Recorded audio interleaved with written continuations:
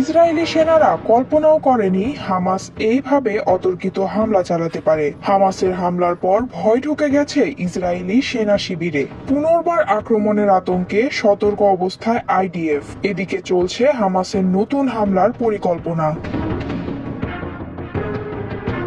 সোমবার গাজা সিটির শেখ রাদওয়ান এলাকার উপকণ্ঠে ভোর 6টার দিকে রাতের অপারেশন শেষে ঘাঁটিতে ফিরে এসেছিল ইসরায়েলি আর্মার্ড ব্রিগেডের 52তম ব্যাটালিয়নের সৈন্যরা। কিন্তু তারা জানত না মৃত্যু তাদের জন্য অপেক্ষা করছিল ট্যাঙ্কের হ্যাচের মুখেই।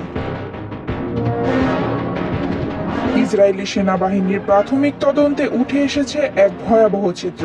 কাফর জাবালিয়া এলাকার একটি সামরিক ক্যাম্পে 3 জন হামাস যোদ্ধা অতর্কিত হামলা চালায়। হামাস সেনারা ট্যাঙ্কের প্রবেশ পথে দাঁড়িয়ে প্রথমে খোলা হ্যাচ থেকে মাথা বের করে থাকা কমান্ডারকে গুলি করে, তারপর ট্যাঙ্কের ভেতরে বোমা নিক্ষেপ করে, যা থেকে সাথে সাথেই আগুন লেগে যায়।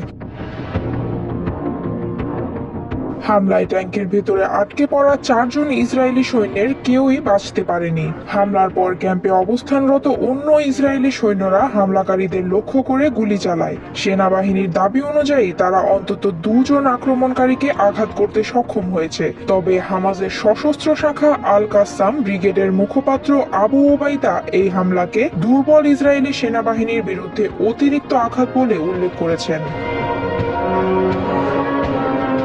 এই হামলার পর অক্টোবর 2023 থেকে নিহত ইসরায়েলি সৈন্যের সংখ্যা বেড়ে দাঁড়িয়েছে 903 জনে। সাম্প্রতিক মাসগুলোতে হামাস ক্রমাগত বিস্ফোরক ফাঁদ, ট্যাঙ্ক বিধ্বংসী ক্ষেপণাস্ত্র এবং স্নাইপার হামলার মাধ্যমে ইসরায়েলি বাহিনীর উপর চাপ বাড়িয়ে চলেছে। গত জুলাইয়ে রাফায় 25 জন ইসরায়েলি সৈন্য নিহত ও আহত হয়েছিল একই ধরনের অপারেশনে। ঘটনার পরপরই ইসরায়েলি প্রধানমন্ত্রী গাজা সিটির বাসিন্দাদের উদ্দেশ্যে কঠোর হুঁশিয়ারি জারি করেন। তিনি বলেন, গত 2 দিনে 50টি সন্ত্রাসী টাওয়ার ধ্বংস করেছি আমরা। এটা শুধু ভূমিকা, একটি প্রস্তাবনা মাত্র। ইসরায়েলি বিমান হামলায় সোমবার গাজা সিটিতে অন্তত 25 জন ফিলিস্তিনি নিহত হয়েছেন, যার মধ্যে ফিলিস্তিনি মিডিয়ার সাংবাদিক ওসামা বালুশাও রয়েছেন। পুরো গাজায় সোমবারে মোট নিহতের সংখ্যা দাঁড়িয়েছে 40 জনে। গাজা সিটিতে আনুমানিক 10 লাখ মানুষ আশ্রয় নিয়েছিল, যাদের মধ্যে নেতানিয়াহুর দাবি অনুযায়ী এখন পর্যন্ত 1 লাখ মানুষ শহর ছেড়েছে।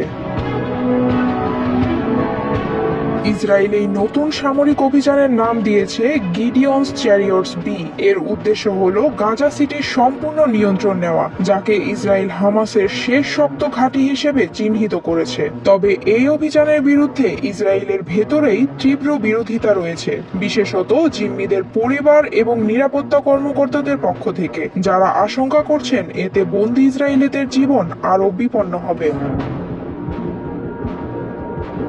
অক্টোবর 2023 থেকে শুরু হওয়া এই যুদ্ধে গাজার স্বাস্থ্য মন্ত্রণালয়ের হিসাব অনুযায়ী এখন পর্যন্ত 64,605 জন ফিলিস্তিনি নিহত এবং 1,63,319 জন আহত হয়েছেন। গত 24 ঘন্টায় মানবিক সাহায্য নিতে গিয়ে 14 জন ফিলিস্তিনি নিহত হয়েছেন। অন্যদিকে অনাহার ও অপুষ্টিতে মৃত্যুর সংখ্যা বেড়ে দাঁড়িয়েছে 399 জনে, যার মধ্যে 140 জনই শিশু। গাজার এই রক্তাক্ত সোমবার আরও একবার প্রমাণ করল, যুদ্ধে জয় পরাজয়ের হিসাব যত জটিলই হোক, মানুষের প্রাণের মূল্য সবচেয়ে বেশি। আর সেই মূল্য দিতে হচ্ছে উভয় পক্ষকেই, হোক তারা ইসরায়েলি সৈন্য কিংবা গাজার বেসামরিক নাগরিক।